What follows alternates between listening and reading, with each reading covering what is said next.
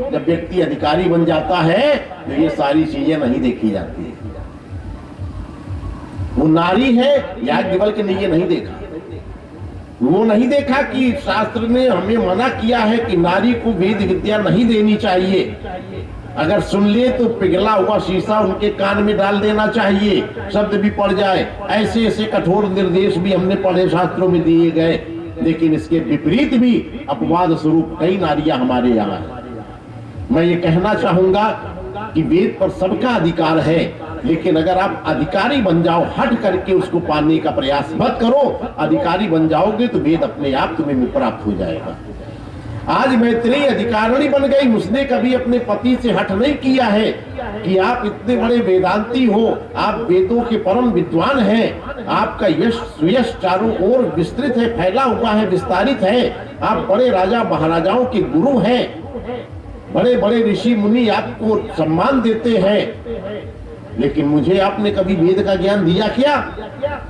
अगर ऐसा कह के वो मांगती तो शायद वेद विद्या से वंचित रह जाती। उसने वेद का ज्ञान महर्षि याज्ञवल्क्य से मांगा नहीं, उसने चुपचाप सेवा की। वाचस्पति मिश्र एक टीका लिखते थे, 35 वर्ष तक लगातार लिखते रहे। वो उठे ही नहीं, उनकी कलम चल रही है। एक दिन अचानक उनका दीपक बुझ गया, अंधेरा हो गया, उनकी कलम रुक गई।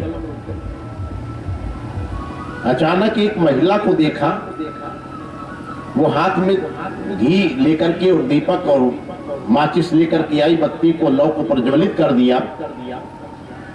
उस प्रज्वलित लौ की रोशनी में वाचस्पति मिश्र जी ने देखा कि एक महिला खड़ी है। उस महिला की ओर देखकर पूछा, देवी आप कौन हैं, आपका परिचय क्या है? उस महिला की आंखों से आंसू निकलने लगे। उसने कहा, आपको कुछ याद है? नहीं, आप अपना परिचय दीजिए। आज से 35 वर्ष पूर्व आपका विवाह हुआ था किसी के साथ, याद है? 35 वर्ष पूर्व उनका विवाह हुआ, वो उनकी पत्नी है, 35 वर्षों से निरंतर सेवा करती है। दीपक बुझने नहीं दिया, उसने दीपक प्रज्वलित रखा। आज थोड़े से गफलत के कारण, थोड़ी सी भूल के कारण दीपक बुझ गया। वो जल्दी से तेल ले आई, बाती ले आई, दीपक को प्रज्वलित किया। उस प्रज्वलित रोशनी में जब वाचस्पति मिश्र ने उस स्त्री का चेहरा देखा, तब उससे पूछते हैं कि आपका परिचय क्या है? वो उनकी पत्नी है। अपनी पत्नी को नहीं जान पाए, 35 वर्षों से निरंतर सेवा करती चली जा रही है। उसने पूछा, देवी क्षमा करना, मैं आपका नाम जान सकता हूँ? हे प्राणनाथ, मेरा नाम मेरे माता पिता ने भामती रखा था। उन्होंने कलम उठाई और उस पुस्तक का नाम लिख दिया भामती टीका। आज वो नारी को इतना प्रसिद्ध कर दिया है वाचस्पति मिश्र ने कि निरंतर 35 वर्षों से सेवा करने वाली वो भामती आज भी जीवित है, मरने नहीं दिया। ये उसका त्याग था।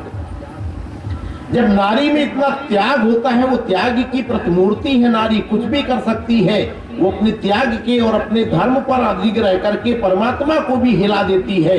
तो नारी में अदम्य साहस है। ये न सोचे, भले ही लोग अबला कहते हो, लेकिन मैं समझता हूं नारी अबला नहीं है, बल्कि वो सबला है।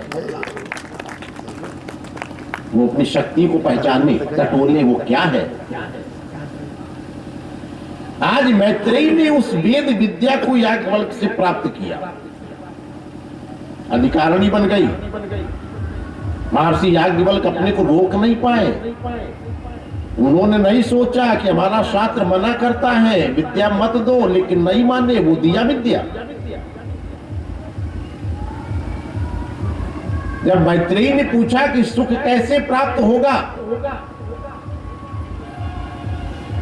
तो महर्षि याज्ञवल्क्य कहते हैं, बृहदारण्यक उपनिषद में ऐसा प्रसंग आता है, शिशु ब्राह्मण की कथा है ये। उन्होंने कहा, प्राणो हा वै शिशु। महर्षि याज्ञवल्क्य कहते हैं कि हे मैत्रेयी, ये शरीर हमारा एक गौशाला है और इसमें स्थित प्राण जो है वो शिशु अर्थात एक बछड़ा है, जिसके रहने का विशेष कक्ष मस्तक है, जो अन्न रूपी रस्सी के द्वारा बल रूपी खूंटे से बंधा हुआ है। इस प्राण रूपी बछड़े को बांधने के लिए जो रस्सी प्रयोग में लाई जा रही है वो है अन्न की, खाद्य पदार्थ जो भी आप खाते हो। और जो खूंटा है जिसमें ये रस्सी बांधी गई है वो खूंटा है बल, शक्ति का, पावर का। इस शरीर को गौशाला बताया गया है उपनिषदों में, प्राणों को बछड़ा कहा गया है, जिसके रहने का विशेष कक्ष मस्तक बताया गया है, जो अन्न रूपी रस्सी के द्वारा बल रूपी खूंटे से बंधा हुआ है।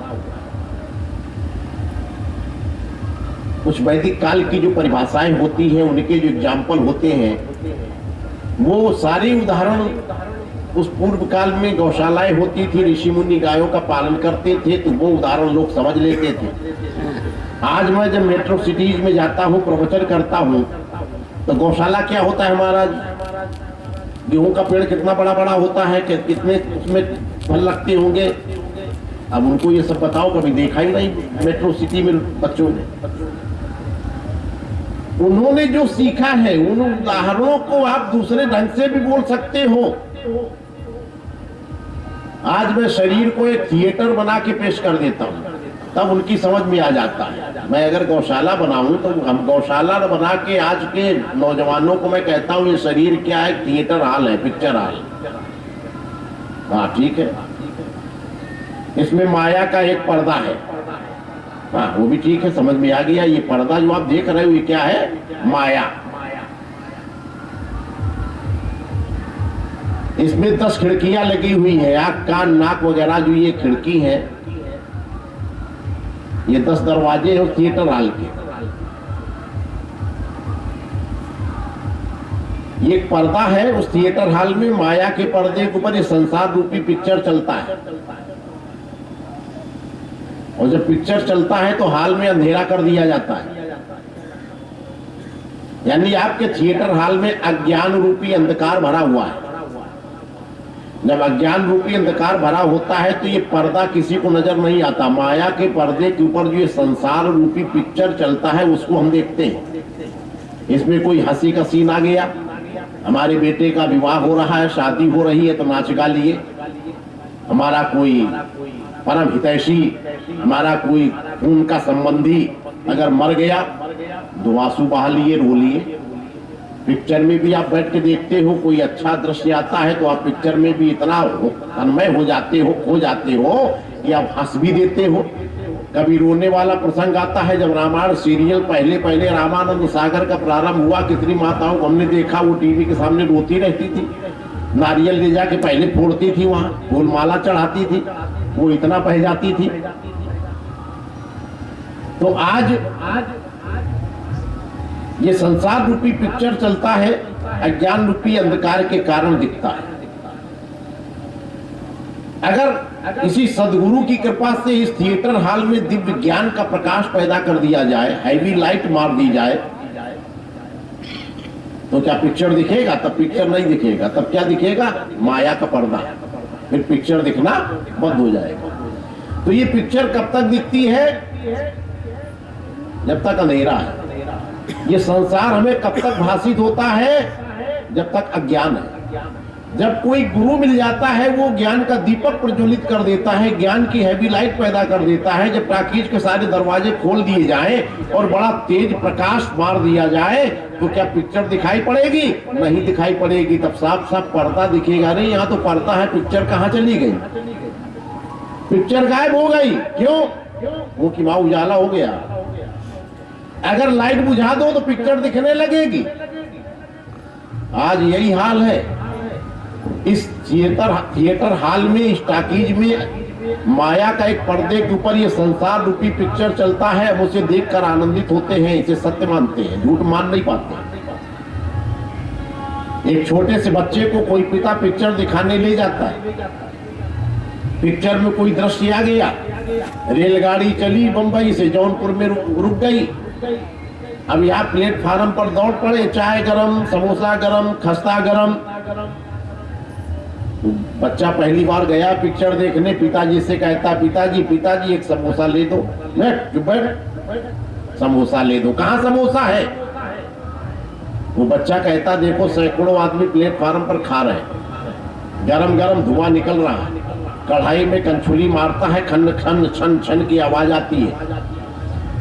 वो पिता कहता है, बेटा ये दिखता है केवल, ये झूठ है। वो लड़का कहता है, आप पैसे निकालना नहीं चाहते, कंजूसी कर रहे हैं, खर्च करना नहीं चाहते, हमें आप भरमाते हैं कि ये झूठ है, मैं अपनी आंखों से देख रहा हूं।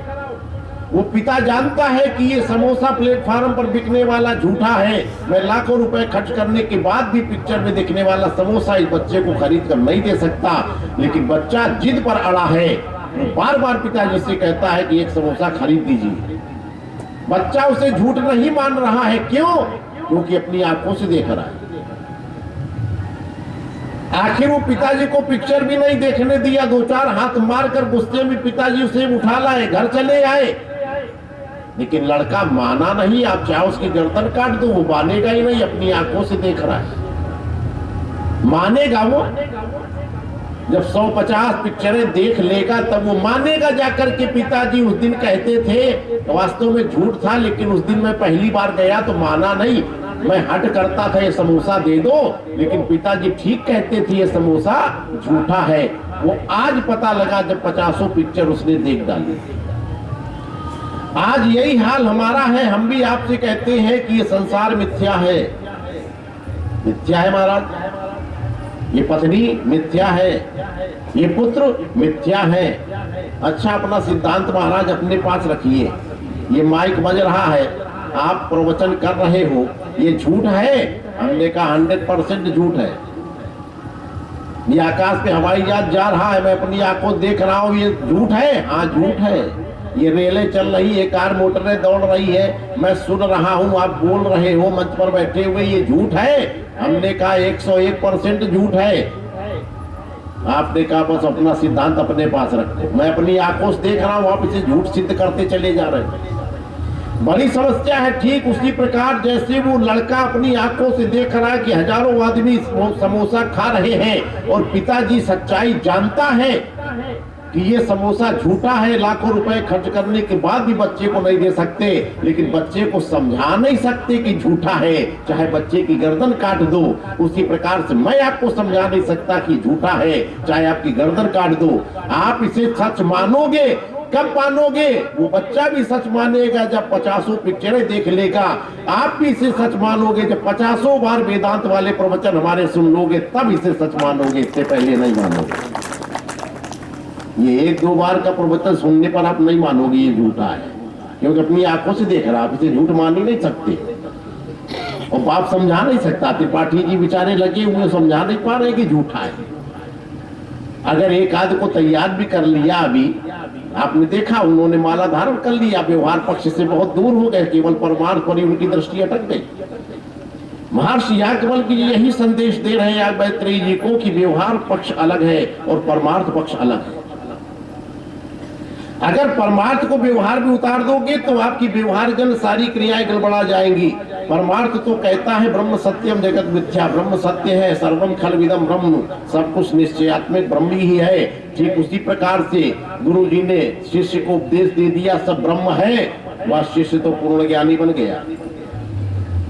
वो रास्ते में हाथी आ रहा है पागल, महावत कहता है हट जाओ, ने उठा कर फेंक देगा। गुरुजी ने कहा सब ब्रह्म है, तो हाथी भी ब्रह्म है, फेंक कैसे देगा? वो हिलता ही नहीं है। उसका परिणाम क्या हुआ? महावत चिल्लाता रहा हट जाओ महाराज, हट जाओ महाराज, और 20 सड़क पे खड़े हैं हटे। क्या परिणाम हुआ? उठा के फेंक दिया, एक टांग टूट गई। लगड़े लगड़े गुरु जी के पास पहुंचे, महाराज आप झूठा उपदेश देते हो, कहते हो सब ब्रह्म है। हाँ, कैसा ब्रह्म है? पूरी घटना बताओ। पूरी घटना बताई। हाथी आ रहा था जब हाथी में ब्रह्म नहीं था। अरे मूर्ख चंद, तो एक पक्षीय घटना देखता है, तूने हाथी में तो ब्रह्म की कल्पना कर डाली, लेकिन जो महावत बैठा तेरे को पहले से बोल रहा था कि हट जाओ नहीं उठा के फेंक देगा, तो वो ब्रह्म नहीं था, वो भी तो तुझे मना करता था। ये अध कचरा ज्ञान आपको गड्ढे में गिरा देगा। बड़ा सावधान रहना इन चीजों से। जब पूर्ण ब्रह्म ज्ञान हो चुका है तब तो आप ये सब करने के अधिकारी हो, फिर हम आपको नहीं रोक सकते। फिर स्वयं न माला पहन करके आप माला किसी कुत्ते को पहना देते मेरे सामने, किसी गधे को पहना देते, नहीं। स्वयं का माला स्वयं के गले में डाल के पूर्ण ब्रह्मज्ञानी बनने का प्रदर्शन करना, ये क्या सिद्ध करता है? ये व्यवहार पक्ष से भिन्न है। व्यवहार और परमार्थ ये दोनों क्रियाएं हैं, और दोनों को अगर एक साथ आप मिक्सअप कर दोगे तो आप बहुत बड़ा धोखा खाओगे। व्यवहार एक अलग है। फिर आप इसी मंच पर हमारे समकक्ष बैठ करके आप भाषण दीजिए, प्रवचन कीजिए, आप इतना साहस नहीं जुटा पा रहे हो। आप पीछे बैठकर श्रोता बनकर कथा सुनते हो। जब माला पहनने का अधिकार रखते हो तो बराबर बैठने का अधिकार आपने पा लिया है। आप ऊपर बैठिए, आकर मेरे सिंहासन पर मेरी गोद में बैठिए, तब मैं आपको जानूंगा आप ब्रह्मज्ञानी हो चुके हैं। मैं आपको सम्मान दूंगा। केवल सिर्फ माला को ही मुझे मानकर अपने गले में डाल लेना, ये प्रदर्शन क्या द्योतक है, किस चीज का? अगर ये उचित शिक्षाएं नहीं दी जाएंगी समाज में, समाज भ्रांत हो जाएगा, वो समझ नहीं पाएगा। इसलिए इन चीजों को, इन घटनाओं को आप छोटे स्तर पर मत लेना, ना ही हमारी बात का कहीं बुरा मानना। मैं अपनत्व भावना रख करके ये चीज कह रहा हूं, इसमें कोई मान अपमान या सम्मान की बात नहीं। उसमें ये कहीं व्यक्ति को फील नहीं होना चाहिए। अगर हम अपनों को ही शिक्षा नहीं देंगे तो हम आगे किसको सिखाएंगे? वो कैसे सुधार करेगा? कहीं बहुत बड़ी समाज में अगर ये भूलें हमने कर दी तो फिर उसका परिणाम क्या होगा? तो एक बहुत बड़े समाज में ये भूल की पुनरावृत्ति ना हो पाए, इसलिए अपने बीच में ही हमें रहकर, अपनों के द्वारा ही मार्गदर्शन में रहकर हमें अपना सुधार करना होगा। आज यही चीज महर्षि याज्ञवल्क्य मैत्री को समझाते हैं कि मैत्रेयी, ये शरीर हमारा एक गौशाला है, प्राण एक बछड़ा है जिसके रहने का विशेष कक्ष मस्तक है, जो अन्न रूपी रस्सी के द्वारा बल रूपी खूंटे से बंधा हुआ है। तस्या सत ऋषिया सप्त तीरे, उसके तट पर सप्त ऋषि हैं। ये बड़ी अच्छी बात कह रहे हैं। जिन सप्त ऋषियों की कल्पना हम पुराणों में करते हैं, पढ़ते हैं, जिन सप्त ऋषियों को हम आकाश मंडल में स्थित नक्षत्र के रूप में करते हैं, सप्त ऋषि नक्षत्र आपने देखे होंगे आकाश में, पीछे एक पूंछ जैसा भी चमकता है, जिसे हम वशिष्ठ की पत्नी अरुंधति तारा बोलते हैं। और हमारे यहाँ भारतीय संस्कृति में एक सनातन धर्म की परंपरा है कि कोई नवोढ़ा पत्नी जब विवाह होकर कोई नवविवाहिता हमारे घर में आती है तो उसकी जो सास होती है वो सबसे पहले वो अरुंधति नाम के नक्षत्र का दर्शन कराती है कि बहू वो देखो अरुंधति नाम का नक्षत्र है। उसका दर्शन कराने का ही भाव होता है कि आज अरुंधति ने अपने पति की सेवा करके पातिव्रत धर्म का निर्वाह करके इतना उच्च पद प्राप्त किया है कि आज वो नक्षत्र बनकर आकाश में चमक रही है। इसी प्रकार से हे बहू, तुम भी अपने पातिव्रत धर्म का पालन करते हुए आज नक्षत्र बनकर आकाश की बुलंदियों तक तुम भी पहुंचो। ये उसका उद्देश्य होता है। इसलिए अरुंधति नाम का नक्षत्र का दर्शन आज प्रत्येक सास अपनी नवविवाहिता बहू को कराती है। तो जिन सप्तऋषियों की कल्पना हम सप्तऋषियों के नक्षत्र में करते हैं, जिन सप्तऋषियों को हम पुराणों में पढ़ते हैं, वही सप्तऋषि हमारे शरीर के अंदर है स्थित। ये बृहदारण्यक उपनिषद में महर्षि याज्ञवल्क्य मैत्रेयी से कहते हैं। वो हर चीज हमारे शरीर में विद्यमान है। यत ब्रह्मांडे तत्पिंडे, जो सारे ब्रह्मांड में है वही सब हमारे इस पिंड में, शरीर के अंदर भी विद्यमान है। ये दिखलाना चाहते हैं। सप्तऋषियों के कई विचार हैं, कई भाव हैं। एक पाश्चात्य विदुषी महिला हुई है एनी बेसेंट नाम की, उसके नाम से भारतवर्ष में भी कई जगह हमने रोड देखे हैं एनी बेसेंट के। वो बहुत बड़ी दार्शनिक महिला थी, बड़ी फिलासफर थी। उसने जब हमारे इन वेदों का अध्ययन किया, सप्तऋषियों का अध्ययन किया, तो उसने सप्तऋषियों की एक नई परिभाषा ली। ये पाश्चात्य विदुषी महिला एनी बेसेंट ने इन सप्तऋषियों के नाम पर विश्व की संपूर्ण मानव जाति को वर्ण भेद और रक्त भेद के आधार पर 7 भागों में विभाजित कर दिया। विश्व में जितनी मानव जाति है वो वर्ण भेद और रक्त भेद यानी ब्लड के भी 7 भेद ही है। तो उसने 7 भागों में सप्तऋषियों के आधार पर विभाजित किया कि सप्तऋषियों का ये विशेषता है कि विश्व की संपूर्ण मानव जाति वर्ण भेद और रक्त भेद के आधार पर 7 भागों में ही बांटी जा सकती है, 8वीं नहीं। ये उसकी सोच है, उसने बड़ा एक नया रहस्य दिया। लेकिन हमारे जो वेद कहते हैं, हमारे जो शास्त्र कहते हैं, वो ऋषियों की कल्पना सप्तऋषियों की हमारे शरीर के अंदर स्थित करते हैं, जिसमें महर्षि याज्ञवल्क्य जी कहते हैं कि मैत्रेयी इमामेव गौतमो भरद्वाजः वयमेव गौतमो अयम भरद्वाजा। हमारा जो दक्षिण कर्ण है ये गौतम ऋषि है, जो वाम कर्ण है ये भरद्वाज ऋषि है। अब आपको बड़ा आश्चर्य होगा कि कभी ये कान भी ऋषि महर्षि हो सकते हैं क्या? तो इसमें चौंकने की बात नहीं है। अगर आप इनके शब्दों पर ध्यान देंगे तो आपको महसूस होगा कि ये ऋषि भी हमारे शरीर के अंदर ही स्थित है। गौतम हमारा दक्षिण कर्ण यानी जो 7 ऋषि बताए गए हैं, गौतम, भारद्वाज, विश्वामित्र, जमदग्नि, वशिष्ठ, कश्यप और अत्रि, ये 7 ऋषि हैं। इन 7 ऋषियों को हमारे शरीर में स्थित बताया गया। कौन किस रूप में स्थित है? गौतम एक शब्द है, गो माने होता है प्रकाश, गो माने इंद्री भी होता है, गो माने ये गाय भी होती है। कई एक अर्थ है गाय के, गो शब्द के।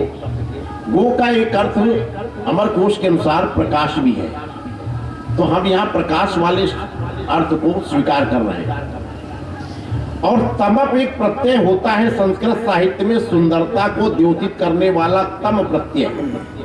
किसी शब्द में भी तम प्रत्यय लगा दो तो उसकी सुंदरता में 4 चांद लग जाता है। देखो कोई शब्द आपने लिखा सुंदर, तो सुंदर ठीक है, अच्छा है ये। अब इसी में अगर तम प्रत्यय लगा दो सुंदरतम, तो शब्द क्या बना? सुंदरतम, यानी सौंदर्य की पराकाष्ठा। ये तम प्रत्यय उसकी सुंदरता में 4 चांद लगाता है। ये चीज अधिक है ठीक है, लेकिन इसमें तम प्रत्यय लगा दो तो क्या हो गया? अधिकतम, सबसे ज्यादा, सर्वोत्तम। जहां भी तम प्रत्यय लग जाता है, वरिष्ठ, वरिष्ठतम, श्रेष्ठ, श्रेष्ठतम, जहां भी तम प्रत्यय लग गया वो उसकी एक विशेषता दर्शाता है। तो गो माने होता है प्रकाश, इसमें तम प्रत्यय लग गया तो क्या बन गया?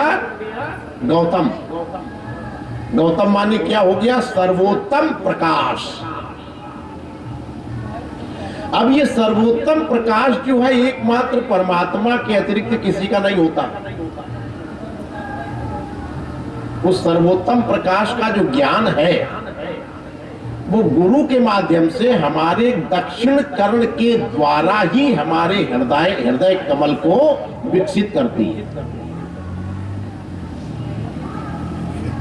ये सर्वोत्तम ज्ञान कहां से आता है? दाहिने कान के द्वारा। दाहिने कान के द्वारा जो दीक्षा दी जाती है गुरु मंत्र के माध्यम से, वो शब्द का प्रकाश हमारे हृदय कमल को खिला देता है। तो जब सूर्य का प्रकाश होता है तो कमल खिलता है। तो हृदय कमल को विकसित करने वाला कौन है? गौतम, यानी सर्वोत्तम प्रकाश, जो सर्वोत्तम ज्ञान है, सर्वोत्तम प्रकाश है। आपके बाहरी जो गौतम ऋषि हुए हैं, सबसे पहले इन्होंने दर्शन शास्त्र की रचना की। यानी जिसके द्वारा देखा जाए। परमात्मा को देखने का सबसे बड़ा उपाय सबसे प्रथम अगर किसी ने बताया है तो गौतम ऋषि ने बताया है। उन्होंने दिखाया परमात्मा को कैसे देखा जा सकता है। उस आत्मा के ऊपर, उस ब्रह्म के ऊपर दो पर्दे पड़े, एक माया का, एक अविद्या का। ये दो पर्दे होते हैं। जैसे आज बड़े बड़े आपने बंगले देखे होंगे, लोग बनाते हैं, तो उन बंगलों में आपने देखा होगा दो प्रकार के दरवाजे लोग लगाते हैं। एक लकड़ी का दरवाजा होता है और दूसरा कांच का। जब लकड़ी का दरवाजा बंद करो तो आर पार कुछ भी दिखलाई नहीं देता है, और जब कांच का दरवाजा बंद करो तो आप आर पार सब कुछ देख सकते हो लेकिन अंदर जा नहीं सकते। ऐसे ही हमारी आत्मा के ऊपर दो प्रकार के पर्दे हैं, माया का और अविद्या और विद्या। अब जिसे इस रूप में भी समझ लो, वेद में उसे विद्या का पर्दा और अविद्या का पर्दा बताया गया। ये दो पर्दा। तो जब अविद्या का पर्दा पड़ा होता है, यानी लकड़ी का दरवाजा बंद होता है, तो आर पार वो आत्मा दिखलाई नहीं पड़ती। तो सबसे पहले गौतम ऋषि ने हमारी आत्मा के ऊपर से अविद्या का पर्दा हटाया, माया का पर्दा हटाया, हमारे सामने एक पर्दा रखा जिसका नाम था विद्या का। और विद्या का पर्दा जो है, पर्दा रहेगा, देखो हमारे आत्मा के बीच में, हमारे और ब्रह्म के बीच में एक पर्दा रहेगा। अविद्या का पर्दा हट जाएगा लेकिन विद्या का पर्दा रहेगा, कांच की दीवार रहेगी। हम आत्मा को समझ सकते हैं, देख सकते हैं, पकड़ तक नहीं सकते। यही चीज भगवान राम ने श्री रामचरितमानस में भी आप देखिए तो माता कौशल्या जी को सारे वरदान दिए गए, लेकिन एक पर्दा भगवान श्री राम ने माता कौशल्या को अपने बीच में रखा है। और उन्होंने स्पष्ट कह दिया कि देखो माँ, ये दो प्रकार के दरवाजे हैं, एक लकड़ी का दरवाजा, कांच का दरवाजा। मैं लकड़ी का दरवाजा तो आपके हमारे बीच से हटाई दे रहा हूं, आप मुझे देख सकती हो, पहचान सकती हो, समझ सकती हो, लेकिन पकड़ नहीं सकती हो। पकड़ने के लिए जब भी आगे बढ़ोगी तो कांच की दीवार हमारे तुम्हारे बीच में खड़ी है और ये सर तुम्हारा कांच की दीवार से टकरा जाएगा। इसलिए भगवान श्री राम ने एक पर्दा हटा दिया और सीधे सीधे कह दिया कि तो ही न व्याप अविद्या माया। आज से अविद्या जनित माया, यानी लकड़ी का दरवाजा हमने अपने आप के बीच से हटा दिया है। एक दीवार हमने रखी है कांच की, लेकिन आप पकड़ नहीं सकती हो। जब जब भी कौशल्या जी ने ब्रह्म को, राम को पकड़ने का प्रयास किया है तो गोस्वामी जी ने साफ इनकार कर दिया कि कौशल्या जब बोलन जाई और ठुमुकी ठुमुकी प्रभु चलहि पराई। यानी पकड़ में नहीं आते, कौशल्या जी ने पकड़ नहीं पाती, भागते। एक पर्दा है, अविद्या का हटा दिया है। विद्या का पर्दा अभी भी हमारे और आत्मा के बीच में, ब्रह्म के बीच में, इस जीव और ब्रह्म के बीच में एक पर्दा है। आप आत्मा का साक्षात्कार कर सकते हो, देख सकते हो, पहचान सकते हो, लेकिन आत्मा को अगर पकड़ना चाहो तो आप पकड़ नहीं सकते। एक पर्दा वहां पड़ा हुआ है। गौतम एक ऐसे ऋषि हुए हैं जिन्होंने दर्शन शास्त्र की रचना की। सबसे पहले ही जीवात्मा के ऊपर से और परमात्मा के बीच से जो लकड़ी का दरवाजा था, जो अविद्या का पर्दा था, वो हटाने का प्रयास गौतम ऋषि ने किया है। इसलिए गौतम ऋषि जो है वो दक्षिण कर्ण का प्रतिनिधित्व करने वाले ऋषि कहे गए। दक्षिण माने होता है अनुकूल और वाम माने होता है प्रतिकूल। दक्षिण कर्ण अर्थात गौतम ऋषि अनुकूल है, अर्थात परमार्थवादी है, और भरद्वाज को वाम कर्ण कहा गया। वाम अर्थात प्रतिकूल, क्योंकि भरद्वाज पर व्यवहारी ऋषि। परमार्थ और व्यवहार ये दोनों क्रियाएं अलग अलग रखी जाएंगी। भरद्वाज शब्द का अर्थ आप देखोगे तो भरद्वाज किसे कहते हैं? द्वाभ्याम जायते इति द्वाजा। जो द्वैत से उत्पन्न हो उसे कहते हैं द्वाज। द्वैत से उत्पन्न क्या हुआ है? व्यवहार। ये व्यवहार द्वैत से पैदा हुआ। हम संसार में रहते हैं, पत्नी